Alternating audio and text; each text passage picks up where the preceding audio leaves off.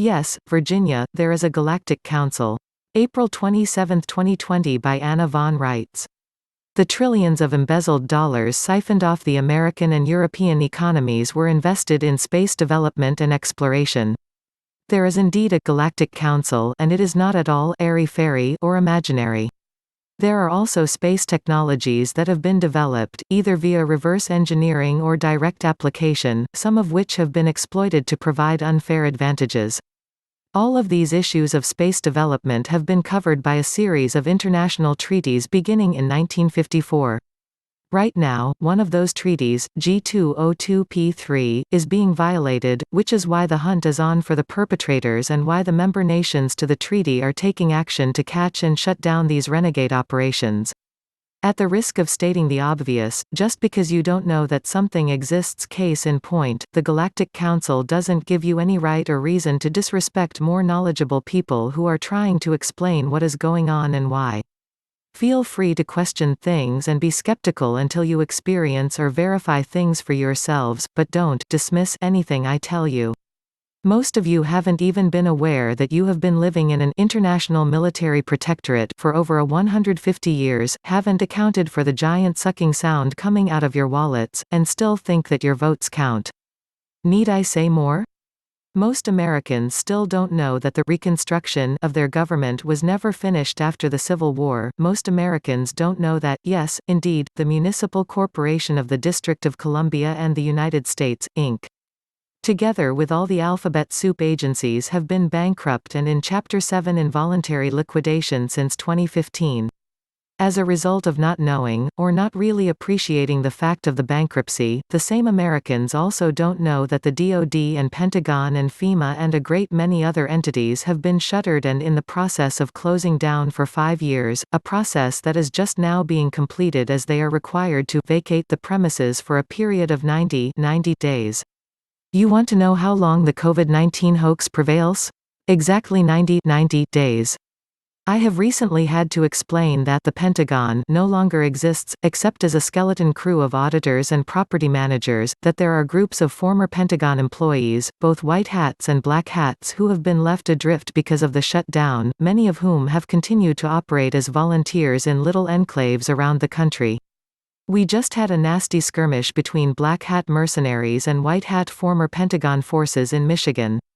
We have cause to think that this was precipitated by another violation of the G202P3 treaty, and we are busy tracking down the participants and the funding sources for this unauthorized quasi-military activity on our shores. Let's be perfectly and blatantly honest with the Pope and the Queen. They are responsible for tracking down and cutting off the funding for all such activities contrary to our public peace and safety. The shutdown of the Pentagon is actually a good thing. It was largely redundant, just as the Department of Labor was redundant.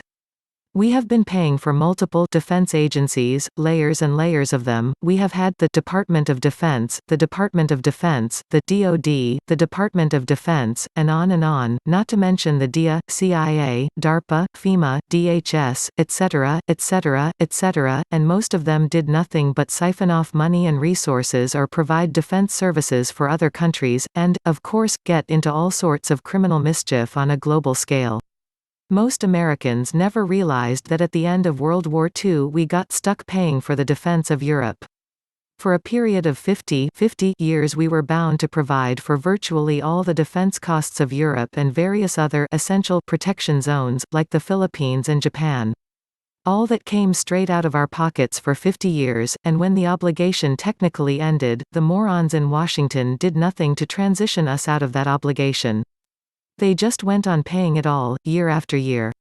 Mr. Trump was the first president worth his salt enough to question this arrangement and have the temerity to ask why Europe isn't paying more than 4% toward its own defense costs. Ya think, maybe they should be paying more in support of their own defense?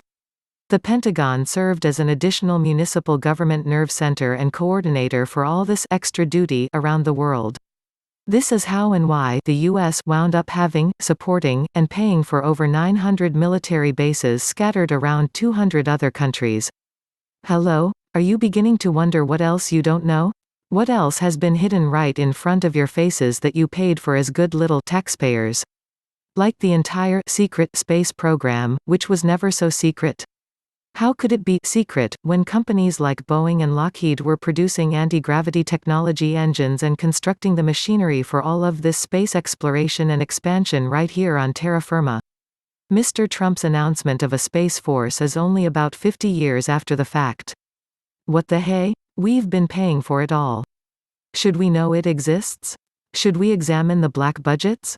Generations of congressional subcommittees and all the presidents since Eisenhower didn't think so.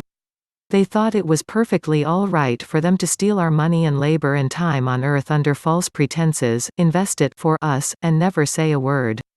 And now, even after we know what is going on, at least some of us know, their reaction is what? To try to keep the old scam going or impose something even worse. No remorse. No sense that they did anything wrong, betrayed anyone, or failed the public trust. Sigh. So the next time that someone gigs me for talking about things that you don't all know about, and rolls their eyes toward the ceiling when I mention, for example, the Galactic Council, do me and everyone else a favor, and slap them silly? Draw their attention to just how stupefyingly clueless they really are, and the motives that other countries and other people have had for keeping them in that condition of gross ignorance? How many millions of Americans would have voluntarily contributed 30 to 40% of their gross earnings to defending Singapore, if they had known where their tax dollars and other resources were going? I get up every day and one of the perennial circumstances of my life is to face the fact of how much Americans don't know, and how much they've got to learn in short order.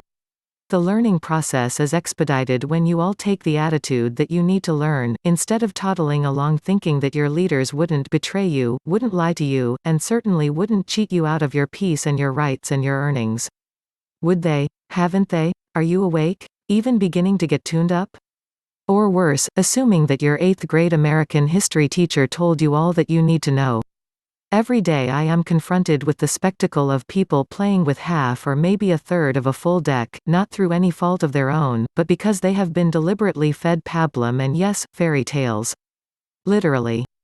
They live in a Hollywood dreamland where the good guys always win because they are good guys, and the President of the United States is always trustworthy and competent and sane.